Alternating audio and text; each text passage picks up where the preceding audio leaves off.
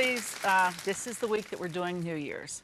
And if you've got my cookbook, my At Home for the Holidays cookbook, there's a lot of good menus in there. I hope you're going to use some of them or all of the suggestions that we have. Plus today I'm doing, some of the recipes are in the cookbook, some are not. I'm doing a traditional New Year's Day dinner. Let's face it, the holidays are winding down, time to take down the trimmings, pack them away, but not today because this is still a holiday. But this kind of a day is like when it's a cold day, you watch the games, the bowl games on television, and you just want to eat just some comfort food, just like get not warm, get some nice warm clothes on and get cozy. If you have a fire going, that's great. That's what this is about. This is also, we're on the threshold of a brand new year. I always feel when we get to this point that God's giving us another chance because it's a brand new year. No matter what happened last year, it's a brand new year and we have a brand new start. And there's nothing like a brand new start as long as it's in the right direction to help you for the new year. So I hope that today, when we're at the table and also when we are thinking about the new year, that you will include God in your plans because that's how you really do and you really can have a new start, is with Him. Bring Him into your life if you haven't. Well, I think I better check on the roast, and we're going to give you the hint. And when we come back, we'll be starting our New Year's Day dinner. Stay with us.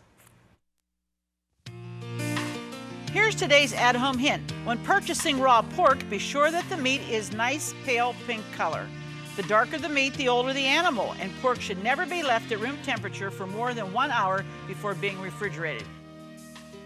If you have an at-home hint, a favorite recipe, or just a friendly greeting you'd like to share, we'd like to hear from you. Post it in the comments of this video or visit our Facebook page. All righty, looky here. We have our pork roast getting together in the oven. Look at this. Do you believe this? Now, I didn't do it traditionally with the sauerkraut on it because sometimes you have people that don't like sauerkraut. That is a whole boneless roast, loin pork roast. I think that's what it is. I think I repeated myself there. Just all I did was flour, salt and pepper, rub it all over the surface, put it in, let it roast for an hour. And then you put a cup of water on it, let it roast for another hour for 350. That's ready to go. I'm going to make gravy with that later. Now, with that, traditions with, in my family with Paul, we have to do the traditional thing. And that is fried potatoes with sauerkraut and pork. So I have my pan here, and I have a good many apples. These are Macintosh because Macintosh apples work so well because they cook up nicely. They really cook up nicely. We got the core here in that one. We don't want to serve that, okay? So, and you're going to cut them in eighths. You cut your apples, and you put them in a skillet like this. Now I'm going to add a little water because what we're going to do before we start frying them, we're going to give them a little steam bath just to get them a little soft. So we're going to put water on them and we're going to let them cook just like that. I'm going to turn up the fire here to get it going. You don't want these to cook for a long time because they get to be mushy. We're not looking for apple sauce, we're looking for fried apples. And what will go in here, we'll put some butter. Once the water dries up, we'll put some butter, brown sugar, and we'll just keep turning them over. Oh, they're awesome, absolutely awesome. The next thing that's a little unusual on this traditional, well, I should say the Williams family tradition, is rutabaga. I know you don't know what that is. Most of the people here didn't know what it is. But it's one of those things that is so good. You start this about the time you start your mashed potatoes, maybe a little bit sooner because you know what a rutabaga is? It's that round ball. It's brown in color. And they dip it in wax to preserve it. You peel all the brown off of it. Very hard surface. And it's hard to get a knife. Be very careful when you're cutting it, okay? But you want to cut it in small pieces. You put it into cold water. Cover with cold water, all right? This is rutabaga. Now, once it comes up to a boil, you stop it, take it off the stove, and you're going to take it to the sink and drain it. Drain the hot water. You're going to cover it with cold water again. Bring it up a second time. That would be what we have going here, okay? This would be the second time it's boiled, and we want that to boil because that has to be fork tender. You notice how small the cubes are? You do that because if you don't, now this has been on cooking for a good while, and just now it's starting to get soft. So you're going to want to leave a lot of time for the rutabaga, okay? Be sure you get that cranking. And when it's soft, like a fork goes in like a potato, you know you're there. Okay, we have the apples going. We have our meat in the oven, and we're going to let these continue to go. We have the rutabaga. Now, let's move on. Stay with us because we're going to come back to some of these things, all right? They have to cook a little while. Now for a salad, this is great because this is like a fruity salad because you have a lot of vegetables, so you need a little balance with some fruit. So isn't this beautiful? This is from Jordan's, who provides us with groceries and produce, a lot of it. This is called red lettuce. Isn't this beautiful? Color, gorgeous.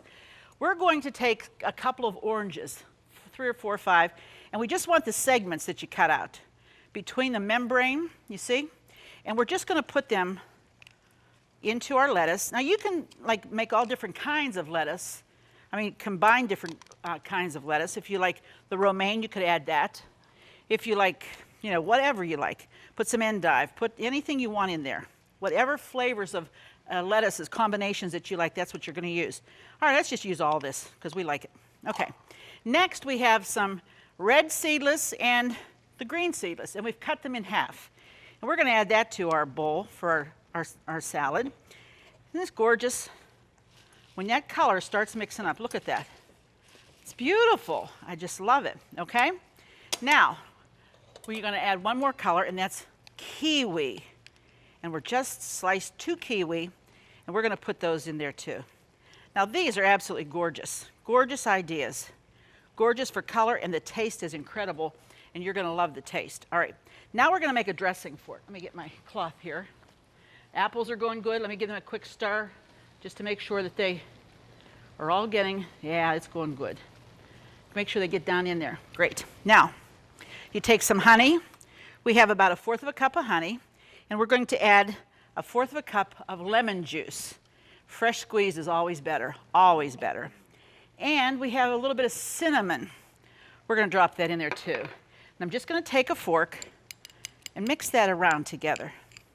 This is going to be your dressing over this wonderful citrus salad. The combination of these flavors are incredible, just incredible. I have to tell you that I have a very special guest with me today. This is a precious friend of mine and her mom.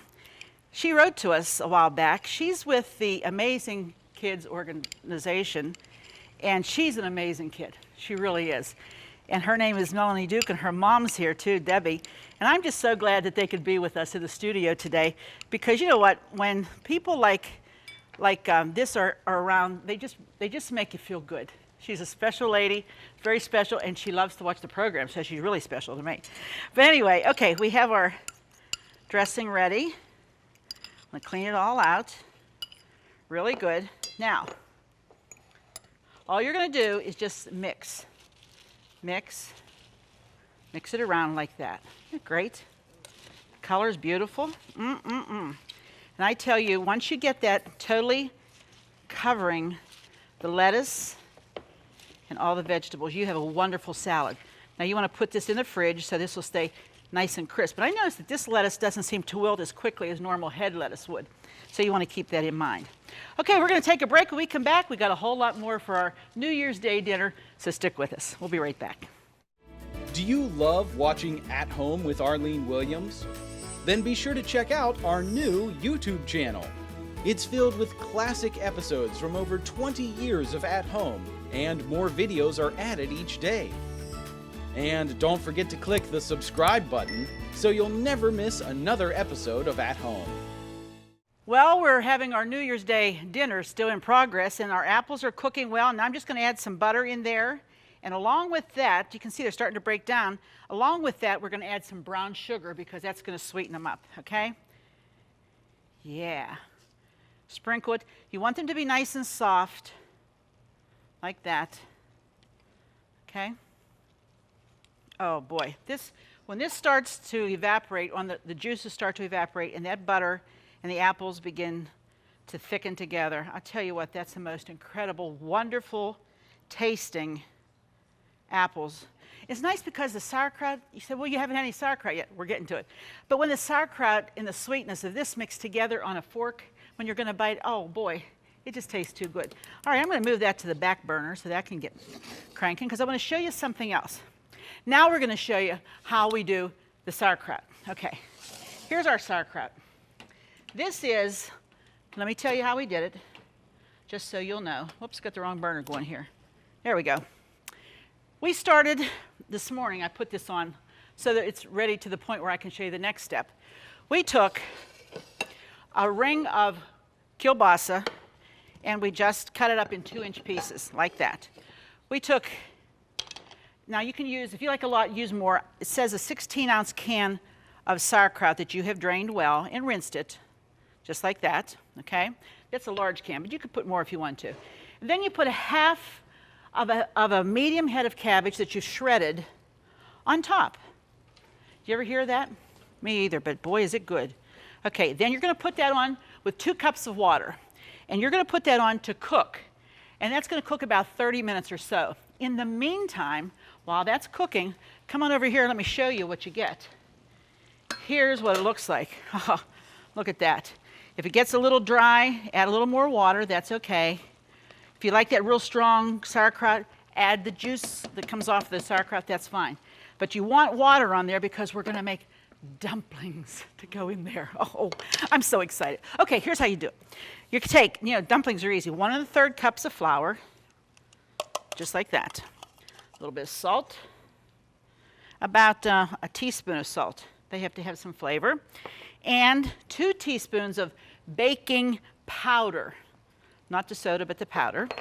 And then we're going to take 1 egg. Let's mix that flour and stuff up there a little bit before we put that egg in there. There we go. Now we're going to do 1 egg. No shells, please. I'm going to mix that up a little bit to break it up. Then we're going to add 3/4 of a cup of milk all at once. Voila. Mix it around. That's your homemade dumplings. Now somebody told me that they knew a person that used to make these, and they would make them with potatoes. They would actually grate potatoes in this. That sounds awesome. I'm going to try that sometime, but not today, because today we're just making plain old dumplings. And once you get this mixed together, you can see the dumpling dough is forming. You want to make it nice and smooth. See, it's so easy. Such an easy thing. At our house when I was growing up, well, New Year's Day was my mother and Dad's anniversary. So that was another part of our celebration every New Year's, because Dad always had something for my mom. And as kids, my 2 brothers and I, he would always present it when we had our dinner. And it always gave her a card that said, "Love, Paul," because my dad's name was Paul too. And then he'd kiss her, and we'd be, tee, look at them kissing. But you know what? That was such a wonderful sight, because that was security for me as a child. I knew that my parents loved each other, and that they were going to be there for me. No matter what, they would be there for me. That is an awesome feeling for a kid. I don't care who you are, or how old you are, or how young you are. Okay, now we're going to look at this baby boiling. All you do, you start dropping them into the liquid. Boy, these came up beautiful too. Just drop them. Try not to let them touch, but you want to drop them in the boiling liquid. Now, once we get them all in here, you'll put the lid on it, and you will not open this for 15 minutes. If you do, your dumplings will not have cooked well, and they will not be good. They will not be good. Just trust me when I tell you that. This is going to make probably maybe 12. Just take it, spoon it off from the spoon, and right into the boiling liquid. And this is how you make dumplings and sauerkraut. Oh man, I can't wait to get into this. I liked when we made, maybe Mike remembers, we made fried cabbage, and we made the dumplings with that. It's just another element, just something really different. So you want to place them any place you see a spot. Try to make room for them. And you want this to, move that one over there a little bit. All you want to do with this now is put the cover on, and now you're going to turn it down to a simmer, because you don't want all the liquid to boil away. So let's go down to a simmer. There we go. Down to a simmer. And that's going to cook 15 minutes. Don't you dare look in there. No looking allowed, okay? Let's check on our rutabagas. Sometimes this takes longer than you think, so start these early in the day. Even if you make them completely early in the day and then pop them in the microwave to heat them up, guess what? They're delicious that way too. All we're going to do with these is drain them and mash them either with a mixer or with a hand masher. Put a chunk of butter, some salt and pepper, And right before you go to put them into the serving plate, you're going to add a teaspoon of sugar. That's the key. You say, why do you bring them up to a boil and throw that water off? Because sometimes rutabaga has a strong flavor. And if you don't like that real strong flavor, then the way to get rid of it is to bring it to a boil, like I said, throw it off, cover it with cold water, bring it up to a boil again, and then boil till they're fork tender. And the smaller you cut them, the better, okay? So that's going to hit the table. It's not quite there yet. Now, I have another thing to show you. This is all parts of our dinner today. Now, I told you I had our boneless roast loin of pork, and I showed you. I have since taken the loin of pork out of this pan. You say, oh, Arlene, that's a horrible pan. Oh, if you knew how wonderful this pan was, you wouldn't say that. Because in this are all the drippings from that wonderful pork roast. And guess what we're going to do? We are now going to deglaze this pan. We're going to put water in it. We're going to put it on the flame. And we're going to bring it up to a boil. And the whole time, I want to make sure my flame's good and high. The whole time, we're going to scrape all the little goodies. Now I'm going to take this big piece out because we don't want that, obviously. But you're going to scrape down every little bit of browned. See that? All those juices that have cooked. Look at this. That's what you look for when you roast meat. Don't you ever throw that out, because that makes the most delectable gravy. And pork gravy with a rutabaga and with a fresh pork roast is so good. Oh man, that's one of Paul's favorites. It's just, you know, he could eat that without it being any kind of a holiday. Just cook it and he'll eat it. But that is how you'd make a nice gravy. You say, well, what about all those things in there? Those bits of the flour. You can put that through a strainer if you don't like that kind of a gravy. You can put that through a strainer after we get it made. But first of all, we're going to scrape this out real good. Scrape up all those little bits. Get all the brown loose from the edge of the pan. And then, until that comes up to a boil, we're going to leave that stay right there. You're going to mix cold water. And I'd say about 3/4 of a cup of flour. And what you want to do with this, I'm also going to add a little salt to this. And then you're just going to make this into a paste. Okay? Make it into a paste, because this is what's going to be the thickening for our gravy. And this you're not going to want to miss. Oh boy, I can't wait. Yummy, yummy, yummy. Tell you what, we're just about there. Got everything cooking. Everything's in the oven. Just going to make the gravy, and we're going to be in the dining room in just a minute. Stay with us. Here's how you get today's recipes. Just go to ctvn.org/at-home to get all the recipes from today's show for free. That's right, no subscriptions. They're available online at no cost, and more are being added each day. So join us at ctvn.org/at-home to get today's recipes now. Well, here we are in the dining room, and I'm so happy because Melanie and her mom, the Dukes, has come to dropped in on us today, and they're enjoying our New Year's Day dinner, and we're glad that they did. So nice to have you, and so nice to have Melanie with us today. Let's take a trip around the table. Right there is our roast pork loin. Roasted to perfection. Didn't do it with this sauerkraut, just did it a roast and made gravy right next to it. We've got our gravy in the gravy boat. Next to that, going down the front, we have our fried apples. Oh, that combination with the roast pork is wonderful. Next to it, we have dumplings and kielbasa, and there's the sauerkraut. Right by you, Melanie. Yummy, huh? Yeah. And next, this is our rutabaga. Remember, all we do is add a little bit of butter. We mash that down, add some butter, salt and pepper, and sugar to that. Great accompaniment with the wonderful gravy from your roast. Don't forget about that. Then we have our delicious kiwi and orange and grapes salad with our red leaf lettuce and our honey and cinnamon and lime juice dressing that goes on there. And then we've just added some mashed potatoes. This is a well-rounded meal. You don't even have to have a bread or any kind of a bun, because your dumplings take the place of that starchy, heavy bread. Of course, you could if you wanted to. If you wanted to add some hot dogs to that, you could too. But I have to say, on this first day of the brand new year, as I said before, we have an opportunity. And I hope that once all the trimmings from all over the house are down and packed away, and we've just started out in January, and sometimes people get the doldrums, especially here in the north. We think, oh boy, a long, cold winter. Let's try to keep a right attitude. Let's remember that every day is a gift from God. Every single day God gives us is a gift. But what do we do with every day? Let's not get to the end of this year feeling like, boy, what have we accomplished? What have we really done with our lives this year? Something has to be accomplished every day. Every day is a gift.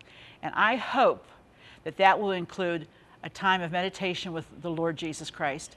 That will be a time of helping your neighbor, because the Lord wants us to do that. That will be a time of worship every week, to get to the Lord's house so that we can worship Him and honor Him as the true and the living God. And it will be a time where every week and every day, not just Thanksgiving, not just on specific days, but we place our arms out and we gather those that we love around about us. And we're thankful to God every single day for where we live, number one, in this wonderful country, and number two, the family and friends, and most of all, for our relationship with Him. We're so thankful that you could be with us here on this New Year's Day, and I hope that you don't get too tired of the ball games and all the other stuff, and don't you dare take that tree down yet. This is still a holiday, and we want you to enjoy it. Tomorrow's another day. Tomorrow's the packing away day. Never liked that. I don't know about you. But thanks again for joining us, and thank you for joining us, because it just wouldn't be the same without you here at home. We'll see you then.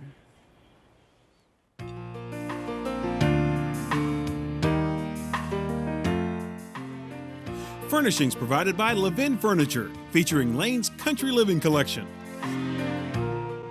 Food provided by Jordan Banana Company, wholesalers of fresh fruit and vegetables in Trevosburg, Pennsylvania. Don't forget to click the subscribe button so you'll never miss another episode of At Home. Thank you for watching.